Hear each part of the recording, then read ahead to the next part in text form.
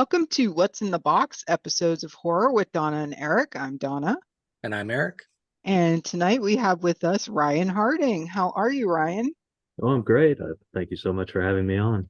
Oh, absolutely. We always love having guests on. It keeps Eric from having to listen to me ramble on too much. Content. Yeah, content. So we're just going to start off with a couple of little icebreakers here. My question to start off with is vampires or werewolves? Hmm. I guess when it comes to the Hammer movies, I tend to lean toward the vampires. All right, But yeah, we just watched the Hammer Dracula, the horror of okay, Dracula.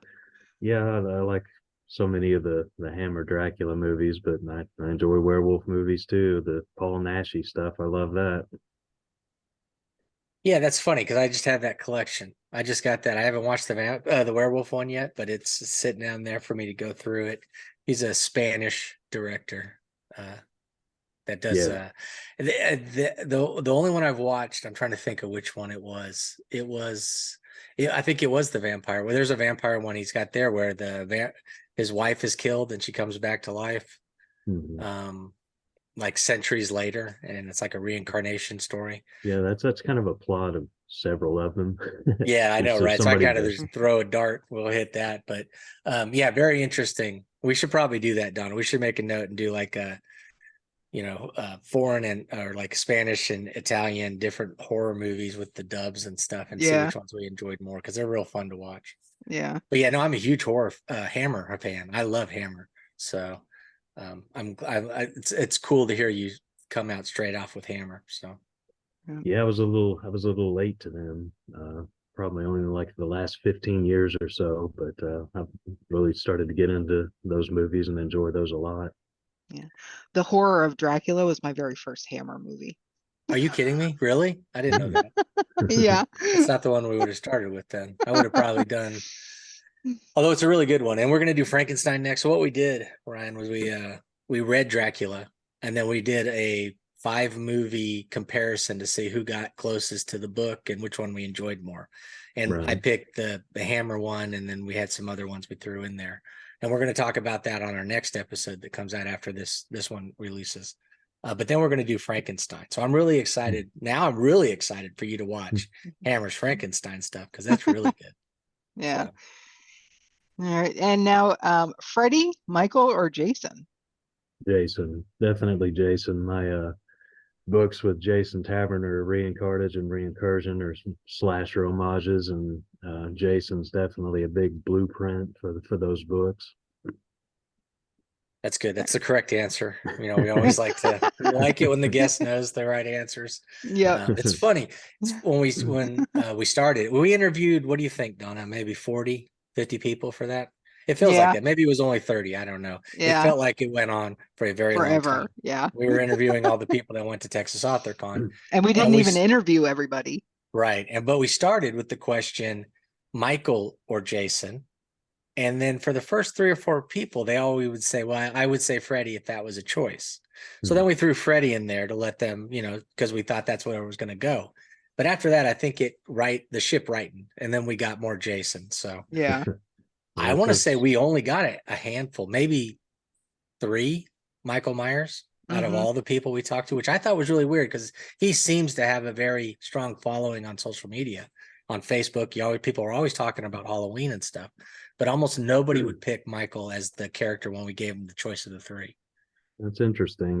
It seems like I know people who would pick Michael Right. for first off, but Jason was the first one I ever saw, and it was a double feature with Friday the 13th 4 and Nightmare on Elm Street 3. I think it was on Cinemax one summer night, and I don't know, I just always kind of gravitated toward Jason. I like those movies a lot. Yeah, I'm a huge fan of the Jason. And when it comes to Nightmare on Elm Street, it's 1 and 3 for me. Mm. I like the rest; they're fine. But when it comes to Jason, I feel like I enjoy all the movies. Like I don't have a problem sitting down and watching 8 when Jason Takes Manhattan. I love the fact that they put him in space. Every one of them has something that I can go to. But on the Freddy films, the first one is iconic. The third one might be the best of the series. but the other ones all are just kind of, they're okay, but there's just nothing to them. And you can kind of tell that because 4, 5, and 6 are directed in a style that's MTV, quick hits, quick cuts, bubblegum kind of stuff. And it kind of loses the idea of the horror aspect and more of the comedy as they lean into the Freddy being, sarcastic and all that stuff. You don't get that with Jason. Even the funny one that they did with part 6, which is, really funny if you sit back and look at all the style and the choice they made. It's still at the heart a true horror story about Jason going around and killing everybody. So, right. Yeah. So just so people can get a little bit of background on you. So tell us about the subgenre or genre that you write in. And if you have a favorite book of yours that you've written. I primarily write in the extreme horror subgenre. My first book was a collection of short stories that I did from 1999 through 2003, 2004. It was called Genital Grinder. Came out in 2012 from Deadeye Press. And after that, I've done quite a few collaborations with, like I mentioned, my friend Jason Taverner. We did Reincarnage and Reincursion. I did The Night Stalkers with Christopher Triana, Pandemonium with Lucas Mangum. I did Header 3 with Edward Lee. He asked me to complete the last 1/3 of that book while he was trying to edit a movie he had done. So I've done several collaborations, and then upcoming the new book, Transcendental Mutilation, is a collection of short stories I've done since Genital Grinder. If I was picking a favorite book, probably the new one. Transcendental Mutilation would be the favorite. I think the writing in those short stories is better than the older ones that I did when, those were like I was 18 to 22, 23 years old. So I think the writing's gotten better since then. I would hope so anyway. how hard was it to get a book called Genital Grinder, done? Is that was that the title to begin with, or did you get that title at the end, right before press or whatever? Well, Jeff Burke was the editor of Deadeye Press at that time. And he was in contact with Brian Keene, and Brian Keene had asked him, well, who would you want to publish if you could, had like a dream project or whatever. And he's so, well, I like Ryan Harding's stories that he had read that came out in like chapbooks or anthologies back then. And then I hadn't published anything for several years after that. And he had mentioned me. So Brian, Keene and I were friends since World Horror Con in Atlanta back in 1999. And so he knew how to get in touch with me. And yeah, there was one of the short stories I had done back in like 2000, 2001 was called Genital Grinder, and Jeff was really obsessed with that title. So when he proposed doing a collection with me, that was his proposed title. So there was no Oh, that's perfect then. No discussion with that. It's taken from a instrumental song from the first album by the death metal band Carcass. So if somebody were going to pick up, their very first book by you, which one would you recommend? The new one or Genital Grinder or one of your collaborations? Probably depend on what kind of horror reader they are. If they're primarily going for the extreme stuff, I might lean toward Transcendental Mutilation or The Night Stalkers with Christopher Triana. Somebody who's a little more middle of the road than that, I might lean more toward Reincarnage or Pandemonium, which are still extremely violent, but not so much as pushing limits and being as offensive as The Night Stalkers or Genital Grinder or Transcendental Mutilation are. Is that your goal when you go into these? Do you try and think, do you start off thinking I'm going to push as many boundaries as possible, or is it just this is where the story took it, or how do you do it? Do you just come in with the idea and just go from there, or do you have an end game in mind and you shoot for that? It's sometimes I'm invited to certain anthologies, and that's an expectation of content a lot of times. So I'm kind of thinking in that direction. If I'm just writing something on my own, yeah, a lot of times it'll start pushing in that direction anyway. Not all of it necessarily. I think Reincarnage and Reincursion could be appreciated by an audience who's not as jaded But yeah, a lot of the stuff is meant to test the people who enjoy really reading the most extreme versions of horror that are out there. Nothing wrong with that.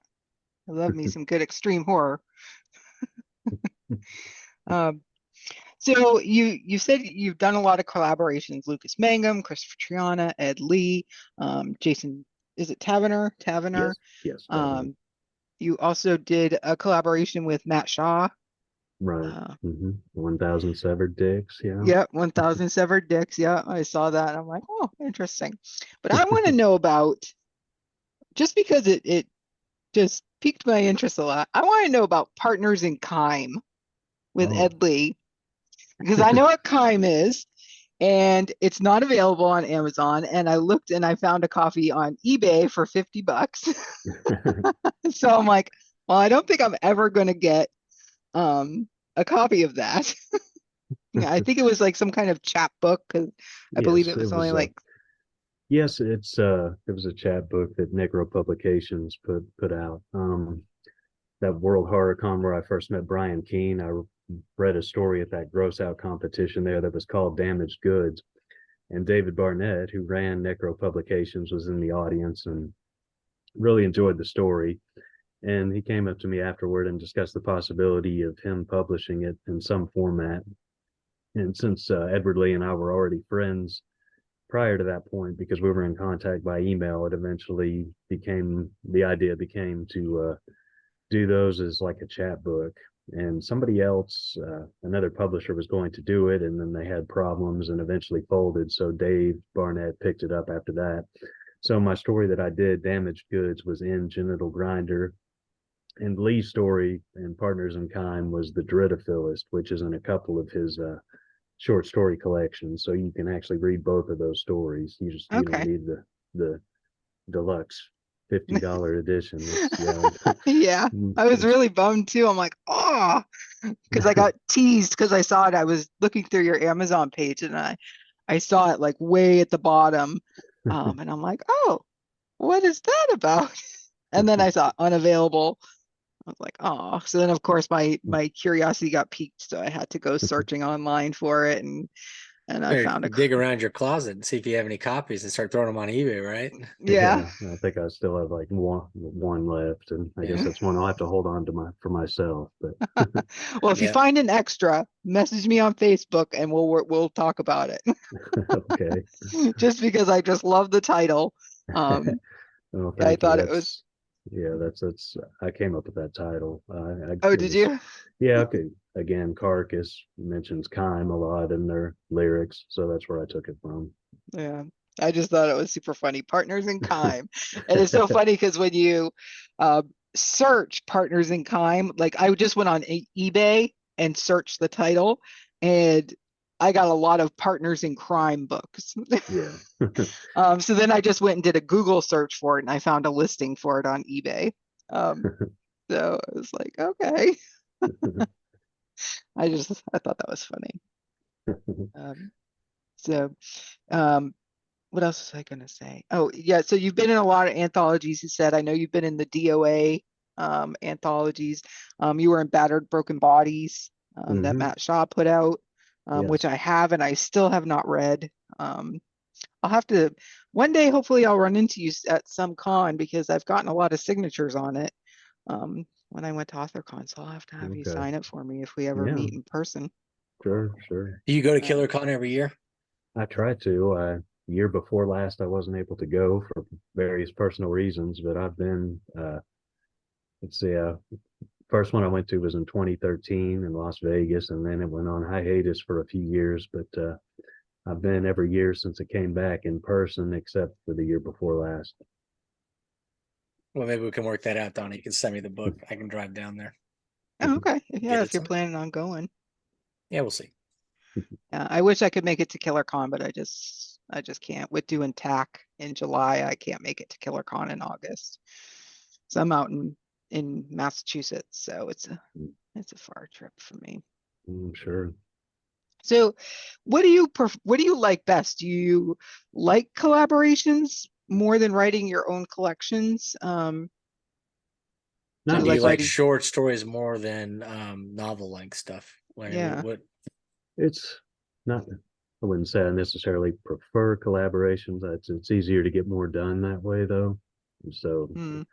but I enjoy writing longer works. Even a lot of the short stories I do end up being a bit longer than the norm, I would say. But I, I prefer working in longer form.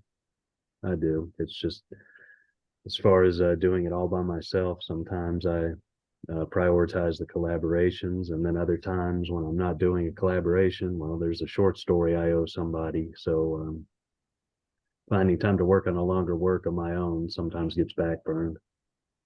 Like even now, I have a collaboration going with Brian Smith, and that's the priority to finish that one before I do anything else. Mhm. And Jason Taverner and I are talking about the third Reincarnage book, and there's some other projects I have with the other writers that we're talking about. So I do want to get more stuff out just by myself, but I have a hard time saying no when Yeah, a for sure. good collaboration idea comes along. Nice. When you're collaborating with someone, how does that usually look? Do you kind of have a similar flow with everybody that you collaborate with, or is it different based on the other author? They come about in different ways. Everybody has like their own technique for doing it. I've known Jason Taverner for a couple decades. So for us, it's, we've written even before Reincarnage and Reincursion, we wrote a couple of books together. So we're used to our process of somebody starting it off at 4,000, 5,000 words or whatever and sending it to the other person and doing a lot of brainstorming beforehand and talking about the direction the book will go and that sort of thing. But with Lucas Mangum, I would say the pandemonium, it was a little more fluid than that. We just had like the base concept for it, and initially we were going to start with the smaller sampler size. Lucas was going to start at probably doing 3,000 or 4,000. Then as it turned out, he's like, well, I got a little carried away. Here's like 6,000 or 7,000 words. So then I wound up writing like 10,000 when I sent it back to him. So it just kind of grew that way. And then with Christopher Triana, we kept it, we tried to keep it more minimal at 3,000 or 4,000 before we felt more comfortable doing it. So it was just it's a different process with everybody. Now you've written with some greats here, Triana, Mangum, he's really good. I've not read anything by Taverner. Of course, Ed Lee. So with Ed Lee aside, let's pretend that, Ed Lee isn't like the goat of Splatterpunk Extreme. Um, who would be your dream collaboration? Well, I mentioned I'd like to write something with Chandler Morrison, but I know Mm, he's highly protective of his prose and wanting things a certain way. So even though we're really good friends, it's not something I think would ever happen. But something with Brian Keene might happen someday, though. Like I said, we've been friends a long time, and we've talked about doing something. So I keep threatening to do that. So hopefully one day that'll happen. I think that would be fun. Yeah, that would be really cool. yeah, that would be awesome to get a Brian Keene, Ryan Harding collaboration. I think that would sell like hotcakes. So why don't you tell us about your writing environment? Do you have to be in quiet? Do you play music? What kind of music do you play if you play music? Well, used to I could listen to pretty much anything while I wrote. These days I kind of start with quiet, and then once I feel like I'm sort of found my flow in what I'm writing, then I might put on some music. I guess I can still listen to most anything, but I tend to usually choose soundtracks where there's not no vocals or anything. Makes it easier to concentrate on what I'm doing. Although I do still sometimes write with music that has vocals to it. Just depends on how focused I am, and if it's easy to get focused, then I can pretty much listen to anything. But normally these days it's soundtracks more than anything. I was trying to think of some of the soundtracks I've chosen, like Under the Skin was one, It Follows was another, Blair Witch was the soundtrack for Interesting. Okay. Yeah, and I found Urban Legends is a really good score. If you want Really. to listen to, yeah, that's really good. You find it on YouTube, they got the whole thing set up for you. That one's a really good one. It's got a nice flow to it, and it kind of follows. As you're writing, you'll kind of feel the highs and the lows of the movie. If you're a fan of that movie, it's got a good score. Like the Harry Manfredini Friday the 13th soundtracks. That's something else that's been Yeah, those are always fun to throw on. Also, do you do any Carpenter? I like to put The Thing on, and have it just because you get that familiar, boom, that boom. was Morricone, wasn't it? The Thing. Well, yeah, I guess so, but I do love the Fog. The Fog yeah, was one I've written to before for sure. Nice. So this is a question that I've just started asking authors. If you could star in a movie based on one of your stories, which story and what character would you be? Wow. Most cases, I don't think I would want to be the. no, right? Yeah. It would be cool to be Agent Orange from the Reincarnage book. he's written as bigger than I am, though. I'm tall enough, but probably not bulky enough for him. But that would That's still what be CGI is for. right, right. So that would be fun. With just a short story, though, I don't know. I'd have to think about that one a little more. Something I could do in the background of one, though, maybe. Yeah, no, right. I don't know if we write in the genre that we ever want to be in any of these. Yeah, it's probably not a good idea most times. Yeah. Yeah. Now, Pandemonium, I believe that's about underground wrestling. Right. You wouldn't want to be a wrestler in one of those. I've not Yeah. read it, so I don't know. I don't think I could pull that one off, but it would be funny though. Lucas and I could do cameos somehow. He did a wrestler promo for it that was really funny. So I mean, if he could do that, we could probably pull off cameos in the Pandemonium film. Lucas is such a sweetheart. Yeah, he's a good friend. We've had a really easy time collaborating. I think Pandemonium only took like 3 months to do, maybe a little longer. Now, are either one or both of you fans of wrestling, and that's where you He got the idea? he is a it was his we wanted to do a movie that was kind of inspired by the Lamberto Bava Demons movies, and I had said that was something I wanted to do since I didn't think people would be as receptive to zombies just because there's so many of those stories. But Demons gave us something a little different, and when I proposed that, he said, "Yeah, that would be fun. Why don't we set it in underground wrestling venues?" That's how that one took off. So I knew enough about wrestling from like the 80s and early 90s, maybe mid 90s to When it was the best. to contribute some of my own lesser knowledge to it. But yeah, he knows a lot about that wrestling, and he follows it faithfully to this day. Yeah, I was Really? gonna say he has more than one book based on wrestling, so Right, Blade he's a Job. big fan. Yeah, Blade Job is also about wrestling, so he's gone back to it a couple of times. Nothing wrong with that. No, not at all. Nothing wrong. So we have the beautiful cover for your new release that's coming out. I believe it's releasing on December 5th. That's correct. Um, Don Noble did the cover art. yeah. Yep. Transcendental Mutilation, and I can't say that word the first one. Yeah, No, have to you got it. You got it. You got it. Transcendental Mutilation. This is a really great cover. Now, did you go to Don with any like ideas on what you wanted, or did you just say, hey, did he read one of your stories or something to get an idea? How did the cover come about? He had Daniel Volpe had posted his cover for Plastic Monsters, and I thought, yeah, I think he could do something good for my cover, and we didn't have anybody enlisted for the cover art at the time for Death's Head, and I knew they had worked with him, so it would be possible to get him Oh, involved. Kitty. Yeah. You have So to introduce your cat now. this is okay. This is Trips. Hi, Kitty. Um, Sorry, I get distracted by pets. well, that's okay. He's yeah, he's my boy. So yeah, I got in contact with Don, and I guess he asked me sort of what the concept behind the title was. So I gave him a description and metaphorically what that meant to me, and that's what he came back with. So I was really happy with it. Nice. Yeah, it's a really beautiful and eye-catching cover.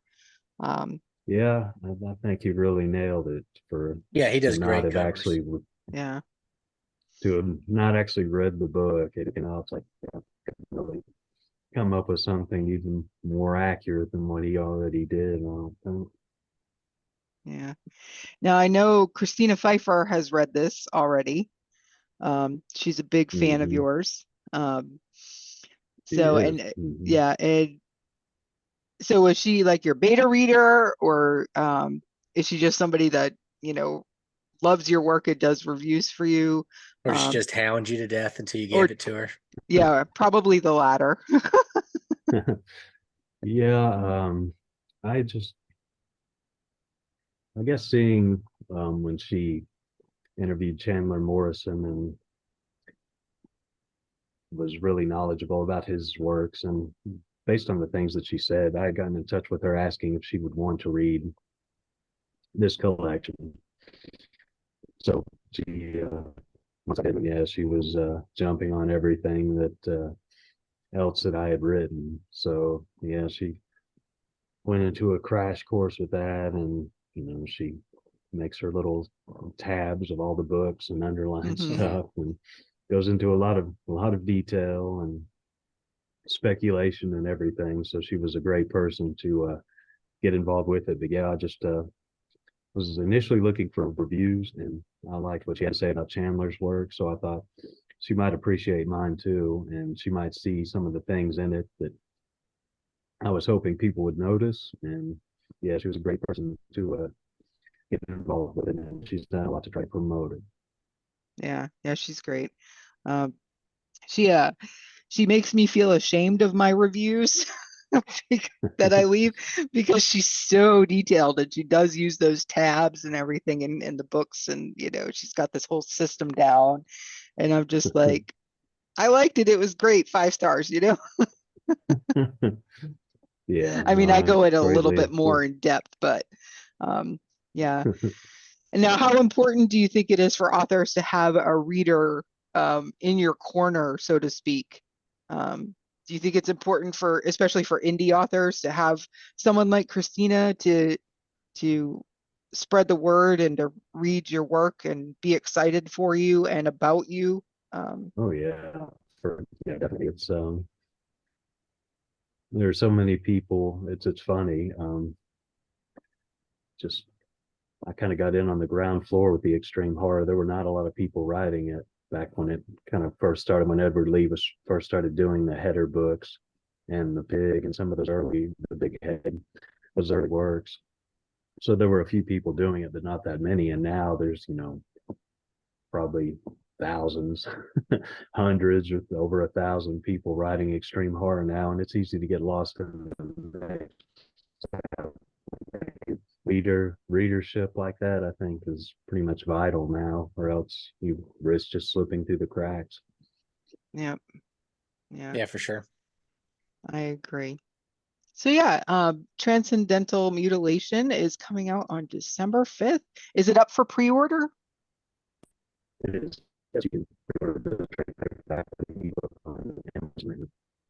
All right, that last bit kind of broke up, but I think what you said was it's up for pre-order on the ebook and the paperback comes out on the 5th.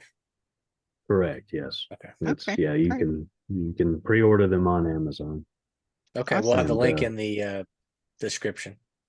Yeah. and hopefully I will get my own copies to be able to offer signed copies for people who want that. Yeah, definitely. So yeah, so our episode will air on December 6th, so it'll be the day after. So a little post-release, you know, hype for your new book. I'm excited to check it out just because I know Christina loves it, and I have a lot of respect for Christina's opinions on books, except for the weird erotica that she recommends sometimes. Does have her. He does have a weird fascination with some of that stuff, but Yeah, but I still read it. So she just is like, you have to, and you know. So thank you, Christina. Hopefully she'll watch this episode. Yeah, it's been really great having you on. Thanks for joining us, and thanks for letting your kitty be a special guest. Such a Well, cutie. thank you for having both of us on. We appreciate it. Yeah, no problem. So yeah, everybody will have you can go now to Amazon and search for the book to pre-order the ebook. The paperback will be released on December 5th, which when this episode airs, we will have links down in the description to the Amazon page so that you can click and go and pick it up. And you got to support that kitty there. He needs kitty food. So that's right. and Ryan, it's been great having you on. Thanks so much for joining us. Well, thank you so much for having me.